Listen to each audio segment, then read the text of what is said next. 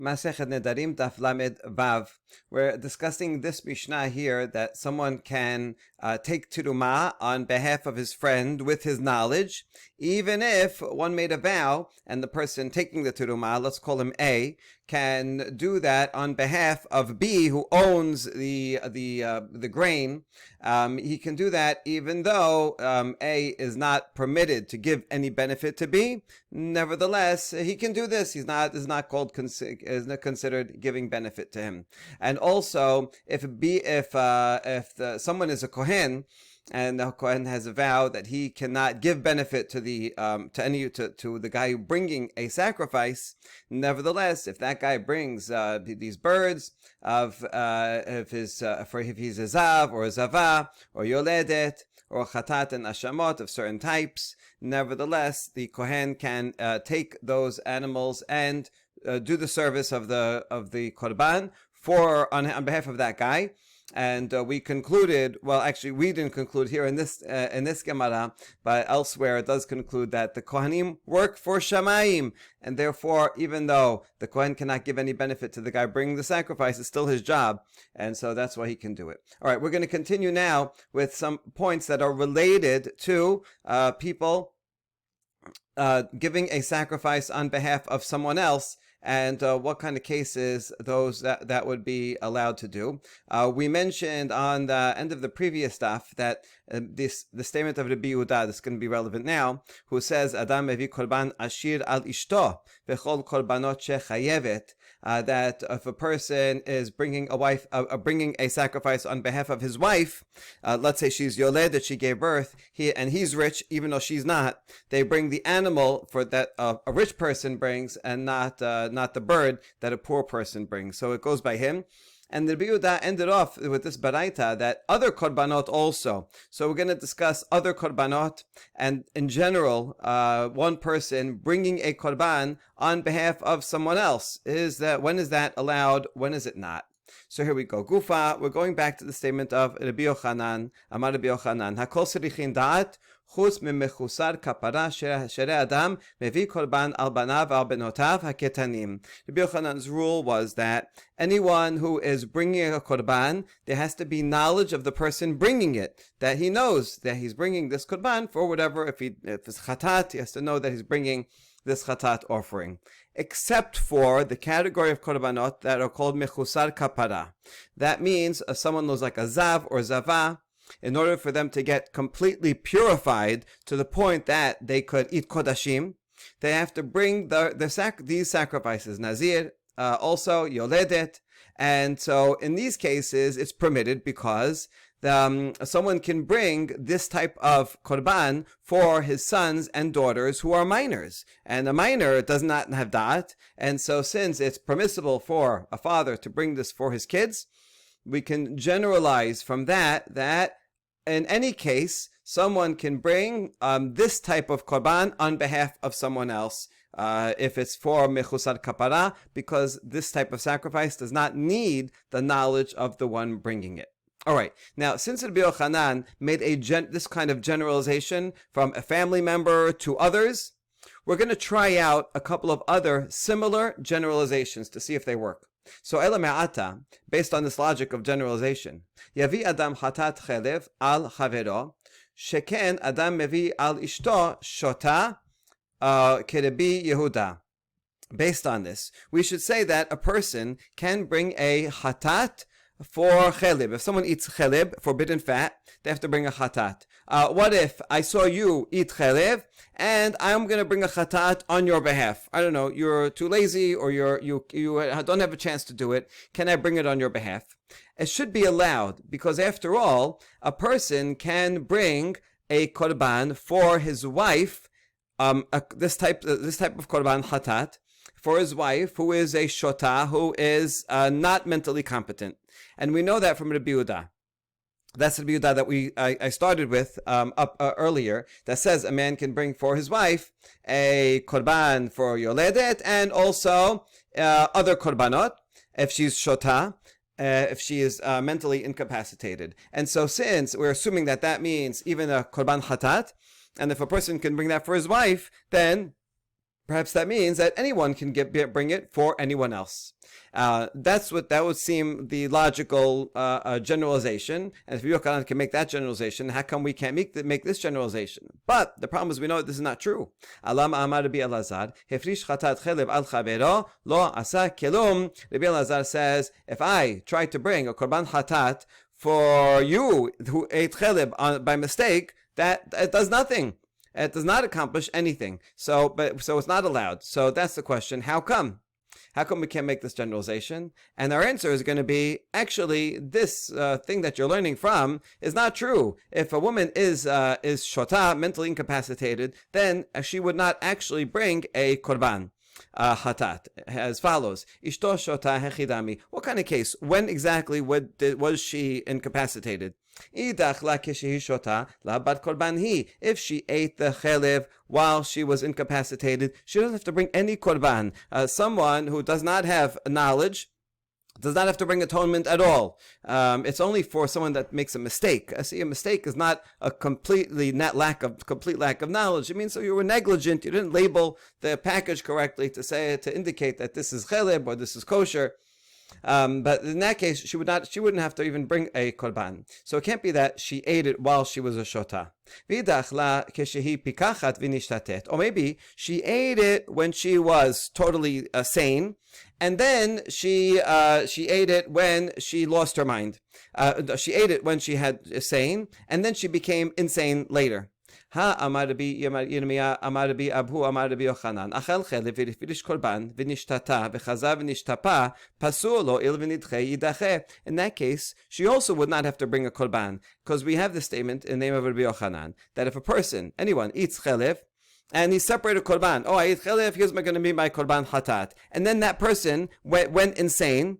Even if he got better afterwards, that korban is pasul, because since it's disqualified, once it's disqualified, it's forever disqualified. Even though you might say, when he became sane again, now he needs his korban again, but we don't say that. Instead, we say, once it's disqualified, forever disqualified. So even in this case where he ate, or she ate, while she was sane, but she became insane later, even in that case, she would not bring this korban. This korban would be disqualified. So you see that there is no case where a man would bring a korban chatat for his wife who's shota, and so therefore that law was not true to begin with, and therefore the generalization also is not true. A person cannot bring a korban hatat for anyone else. This is not within the category of mechusar kapara. Mechusar kapara, again, does not mean that it's for atonement. Korban chatat is for atonement. Mechusar kapara literally, technically means that it will achieve the person's 100% purity if they were tameh. It's for these certain types of people, so that they can then eat korbanot. Okay, so it can only be done for that kind of person without their dat, and the korban chatat cannot be brought for anybody else.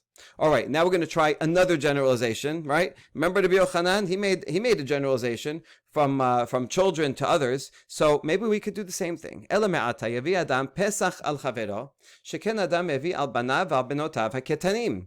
And the general rule for Korban Pesach is that you have to either bring your own Korban Pesach, or you have to join in with a group, and you have to register and tell someone has a Korban, a lamb that they designated could be Korban Pesach, and I have to go and tell them, listen, I want to be with you when you bring it, right? Have me in mind. I'm joining your group, and then you have to eat that from that Korban Pesach with that person, with that group. That is the law. Now, how about if I bring a Korban Pesach for my friend? He didn't sign up. Can I do that? Can I sign him up without him knowing? It would seem yes, because we know there's a rule that a father can bring a Korban Pesach on behalf of his sons and daughters who are minors, and they don't have to do anything. They don't even have da'at, so they don't have to sign up. They don't have to tell him. He can do it on their behalf. So can we derive from there that if someone can do it for his children on their behalf, maybe anyone can do it on someone else's behalf, even without their knowledge? But we know that generally this is not true, because Alama Amar Rabbi Elazar Hifrish Pesach al Chabero lo asa kelum. If I take a Korban Pesach, I said, listen, I'm going to make this Korban Pesach, I'm going to do it for me, and I'm going to do it for my friends A, B, and C, and they didn't ask me to do it, that's nothing. So how come we don't make this generalization? And the answer is, Amar Bizera se lebet avot lav deoraita. Bizera says, in fact, this pasuk that says, say you have to have a lamb for each father's house, the lamb for a household. This is not a deoraita law. In other words, that a man who does not actually have to designate a Korban Pesach for his children on the Doraita level. We have a custom to do it, and it's based on this, loosely based on this pasuk, say lebet avot, for my family. I'm going to include them and say, okay, this is for you. But really, children don't need designation at all. And so therefore, you cannot learn from the designation of children that's without their knowledge that I can designate a Korban Pesach for others also without their knowledge. This designation for the children is only customary. And how do we know that? Umimai. Miditanan, we have a Mishnah in Pesachim about this. A father is in Jerusalem first, and he has a Korban Pesach, and he tells his sons, hey, listen, I want you all to come quickly to Jerusalem. Whoever gets here first, I am making doing Shechitan Korban Pesach for you. So that'll encourage them all to come quickly, because whoever comes there first gets their share in the father's Korban Pesach. And if he does that, it's like a race, right? They're all racing. The first one to have his head and most of his body in the entrance of the gate of Jerusalem, he merits his portion in that Korban Pesach, so he's counted in it. And by the way, he also merits his brothers with him, right? On behalf of his brothers, he also acquires their portion for them, so that everybody is included. Now, how does this work? If Sela Bayit is a deoraita rule that a father has to make sure to include all of his sons, now at this point the lamb he'd already did shechita on the lamb, so now you have this meat here, and so it's already slaughtered, and yet someone can acquire it on behalf of his brothers. That doesn't make sense. Even for himself, you have to say somehow it works retroactively. The father did shechita, and he's like, okay, whoever comes here first, he can come and share this meat. So I guess, okay, if he said that, maybe he'll say retroactively that first son will have a share in it. But the other ones were not included in the father's stipulation, and yet the Mishnah says it's okay. They can also come and they can eat the Korban Pesach and join in with their fathers. We're assuming these are minor sons. So what you see from here is that was not a technical necessity for the father to include them. Rather, why is he saying this? The father only said, last one in is a rotten egg. First one that comes can be part of my korban. Really, they're all part of the korban. He just could have them in mind. He doesn't have to do anything. They don't have to do anything. Tanyana mihachi, and we have a baraita that supports this. Maaseh haya v'kadmu banot labanim nimseu banot zerizot ubanim shefalim. Another story that one time someone made a korban pesach, and his daughters came first and the sons came later, and we said about them that the daughters were more zealous and motivated, and the sons, who have a greater obligation, were lazy and they didn't even care about it. So what you see from here is that we do not say that only the daughters are included and the sons are not included. That doesn't matter. We're just calling them lazy, but they are included even though they came late. So the point is that when one is making a Korban Pesach for his minor children, he does not actually have to designate them. We have a custom that, okay, you should think of them, designate them, but you don't have to. Since you don't actually have to, we're certainly not going to generalize from those sons to any other case that I can make a Korban Pesach for you, even without you signing up to my group. And that's why we don't make this generalization either. So Rabbi Yochanan did have one generalization that he made, but the next two that we tried out are no good. All right, and now we get to the next part of the Mishnah, which says, V'toremet terumato. Let's say A and B. B has some produce that needs terumah and maaser taken. A is going to do it on behalf of B, right? B is away on a trip, and he wants, as soon as he comes home from the trip, maybe Friday afternoon, right before Shabbat, he wants to be able to eat it. So he calls A, his neighbor, and says, can you take terumah and ma'aser from my produce? And A does him a favor and does that. All right, that is okay. Even if there is a vow, and B, either one. A said, I'm not going to give you any benefit, right? I make a vow, no benefit to you. Even if A is not allowed to give B any benefit, nevertheless, he can go and do terumah ma'aser on his behalf. All right, so that's the Mishnah. We're going to introduce a couple of questions that are related to this. They're related in that we're going to cite our Mishnah as an attempt to answer this question. So here's the question. If A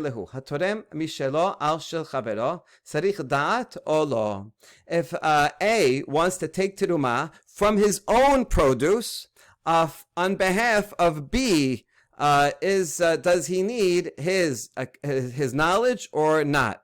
In other words, B has a lot of produce. What we were talking about before is that A goes to B's field and takes some of B's produce, separate some of B's produce for B himself. But now we're talking about a different case where B has a whole bunch of produce that is tevel. A will go to his own grain and say, A, my grain here, I'm going to separate as terumah and ma'aser, and this will be the terumah ma'aser for B's grain. Okay. In that case, do we need the consent of B? Or, since A is actually using his own property, maybe he can do that even without consent. Mi amrina, and here's the two sides. You could say that this is a benefit for B, and there's a general rule that zakin le'adam shelo befanav. If A would find a watch in the middle of the street and say, oh, you know what, B would like this, he can pick it up and it will belong to B, it'll be his property, even though B does not know about it and doesn't say he agrees, because we assume if something is absolute benefit, then that can create a legal transaction even without B's knowledge. So you say the same thing here. B was going to be happy. He has no loss, all gain. All his produce is already separated to the ma'aser, and he didn't have to give anything because A gave of his own. That's one side, makes sense. Or do you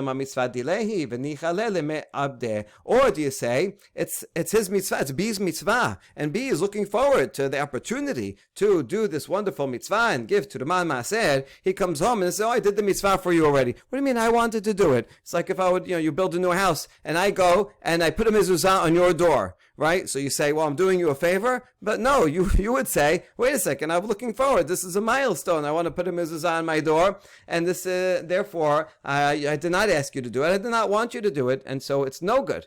That's the two sides of the question. Let's try to answer it. Tashema, torem et tirumotav et masirotav ledato. Our Mishnah says that A can give tiruman maser for B with the knowledge of B. Now, b'may askinan, who exactly, there's a lot of pronouns here. Whose grain is it and whose knowledge is it? Ilema mean Baal HaKiri, Al Shel Baal HaKiri, Ulodato Deman. If we say we're talking about B's grain, and we're separating B's grain, right? So it's his own grain is being separated from itself in order to take that to the ma'aser. And whose knowledge would it need? If we say it's to the knowledge of the agent, meaning A, then who made him a shaliach? So this B has grain, and A, based on A's own knowledge, not based on B's knowledge, B did not designate him, just goes there and separates it. Well, no one made him a shaliach, so how could he do that? So that can't be the situation.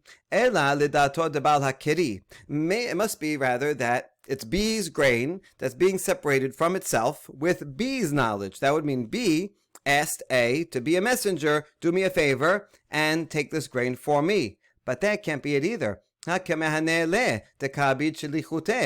in that case, A is doing B a favor, and that's prohibited because we're talking about our Mishnah where there is a vow that A cannot give any benefit to B. And if B explicitly asked A, can you do this for me, then that obviously is a favor, and that would be prohibited by a vow. So all that is not possible. Ela mishelo al shel hakiri. Rather, it must be that A is separating from his own grain, and using that grain to designate as Terumah Maaser for the grain of B. So now we're good, because now this is the same as the case that we were just trying to argue, we're just trying to solve. And whose knowledge is it now? It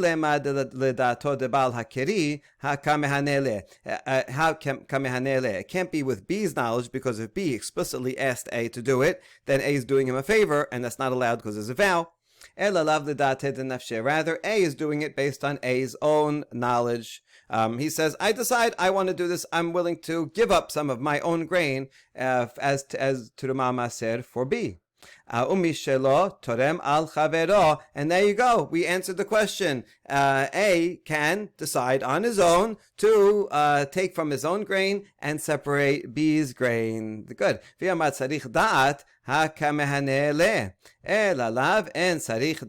if you would say that it's necessary for B to know about it in order for it to be okay, well, then that would be a problem, because B cannot designate A, because that would be a favor. Rather, it must be that there is no, A does not require the knowledge of B to do this. And so, right, again, we answer the question. A can take from his own grain without knowledge of B, without B designating A as a shaliach, and take his grain, because zakin ladam shelo befanav. This is a benefit. That's the side we go on, and we do not say, oh, it's his mitzvah. No, the guy will be happy that this mitzvah was already done for him. All right, so it seems that we can answer this question based on our Mishnah. It's true we had to give a questionable interpretation of Mishnah, that it's A's produce that he's using for B, and you could question that logic there. But if we accept that logic, then it would answer the question.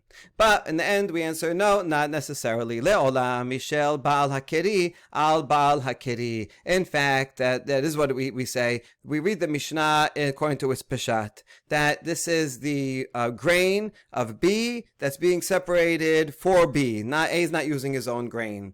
And that now we had a question. Wait a second. Whose knowledge? It has to be with B's knowledge, because otherwise A can't just go to someone else's field and do it for him. Who made him a shaliach? So we have an answer. Rava said in a different context that if B says anyone who wants to come take terumah on my behalf can come and do it. And so we'll apply the same thing here, that B did not say, you, A, come and do it for me, because then he's doing him a favor, and that violates the vow, that he can't have any benefit. But if he makes a general announcement, anyone who wants to can come and take terumah of my grain, from my grain, with my grain, they can come and do it. Since it was a general announcement, so then A that comes and do it is not giving him a specific benefit, not doing him a favor specifically because he didn't ask him. Yet B did. It's sufficient da'at, because B said anyone who wants to do it can come and do it. And so therefore our Mishnah is talking about a case of B's own grain, and not A using his grain for B, and therefore it's not relevant to this question, so we don't have an answer. Okay, and now we're going to ask yet another question, and this also is relevant because we're going to bring in our Mishnah to try to answer it.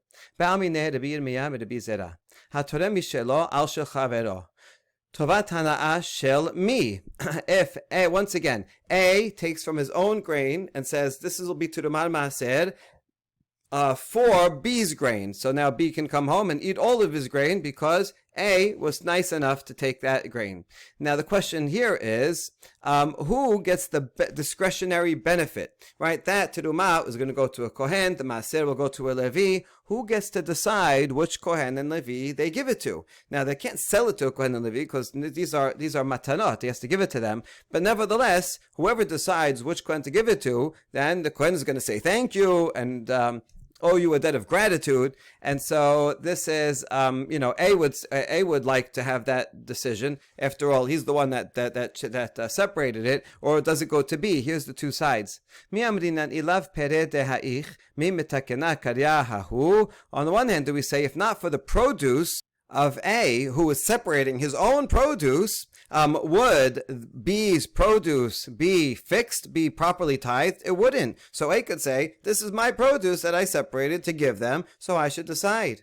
Or dilma ilav karyadahu lahavyan pereden teruma. Or B can say, if not for my pile of produce that needs teruma maser, yours would not be teruma. You can't just take anything and say this is teruma, right? You have to separate it on behalf of some tebel. And so B could say, I gave you the opportunity to give teruma maser because of my produce. That's what generated the possibility. So that's the two sides of the argument. So this was a question of Rabbi Mia asked Rabbi Zera. Rabbi Zera is going to answer. Ma'aleh amar kira et kol tebu'at zarecha venatata. Pasuk says, you shall tithe all of your produce. And a few pisukim later, it says venatata, and you should give. We learn from here that the owner of the produce, that B, he is the one that has the right to decide to give the teruma maaseh to whoever he wants. So there you go. Rabbi Zera solved this from a pasuk that B, because it's his produce, even though A came and separated from A's own produce, nevertheless B can come and say, but I'm the original produce that required teruma maaseh to be taken from it. Therefore, okay, give me that, and I decide which Kohen and Levi to give it to. All right, so it seems that we have an answer, but Rabbi Meir is not happy with Rabbi Zera's answer, and he challenges it. The challenge is from our Mishnah. That's why we brought this whole question here. It says, if A takes teruma and maaser for B, he can do it. He has to do it with his knowledge, even though there's a vow that A cannot give any benefit to B. Now, if the benefit goes to the owner of the original produce, that is B, then isn't A giving benefit to B? Because now A, by taking Teruman Maaser, he is now giving B the possibility of deciding, I'm going to take your produce and give it to whoever I want. That is definitely a benefit and would violate the vow. So it can't be that case. Rather, it must be that the benefit to decide who gets it is A's, right? If A takes of his own for B, A can decide. And that's the only way that this would be possible without violating the vow. Amri lo, so that seems to be a good proof for A, but then we reject this also, not necessarily. They said, la mishel bal hakirish al shel bal hakiri. No, our Mishnah is talking about where the produce of B is taken for B, right? It's not A's produce. Udato de bal hakiri beomer kol haroseh litrom yavo vitrom, and as we said before, it's with the knowledge of B. It's not that B asked A specifically, do me a favor and come and take teruma maaser from my grain for my grain, because then he'd be doing him a specific favor that would violate the vow. But rather where B said, hey, general announcement, anyone who wants to come and do teruma on my behalf can. In that case, when A comes and does it, that's not called a specific favor for him, and therefore it doesn't violate the vow. And so this case is not the same as our case. Once again, our Mishnah is when B's own produce is separated as teruma maaser, and therefore it's not the same as the question, which was when A uses his own produce. All right, so our Mishnah, once again, is not helpful to answer the question, but this time we do have an answer. Tashema damar Rabbi Abu amar Rabbi Yochanan hamakdish mosif homesh umitkaper oseh temura ve'atorem mishelo al sheno shelo tobat hana'ah shelo. The answer to our question is the last phrase, but we learn a couple of other halachot on the way, that if let's say B needs a korban to be designated, and A comes and does the designation on B's behalf, right? B is tied up, can't do it. A says, okay, this animal here is gonna be a korban for B. If that animal should then get a blemish, so at the kedusha of it has to be redeemed. Whenever it's redeemed, you have to add a fifth of its value in the redemption. So in that case, A, the one who does who consecrated the animal, he will have to pay that extra fifth. That's part of the deal, because he's the one that consecrated it. On the other hand, the mitkaper, that is B, is the one that can effectuate a timurah. Timurah is a law that if I designate one animal and then change my mind and want to designate a second animal, both the first animal and the second animal are both kodesh. And so B is the one. Even if A consecrated the animal, B is the only one that can effectuate a law of timurah. And lastly, for us, if A takes terumah maaser on behalf of B, then who gets the benefit? Tovat hana'ah shelo. A gets the benefit of deciding to give the terumah or maaser to whatever kohen A wants, since it is in fact his own produce that he took and used to free up the produce of B. And so that's an explicit answer to the question. And although our Mishnah was not in the end usable, we're glad that they tried to bring it from our Mishnah, because that way we got to ask these other interesting questions. And while the first question above we didn't have an answer to, this one Rabbi Yochanan did give a clear answer to. Baruch Adonai Leolam. Amen v'amen.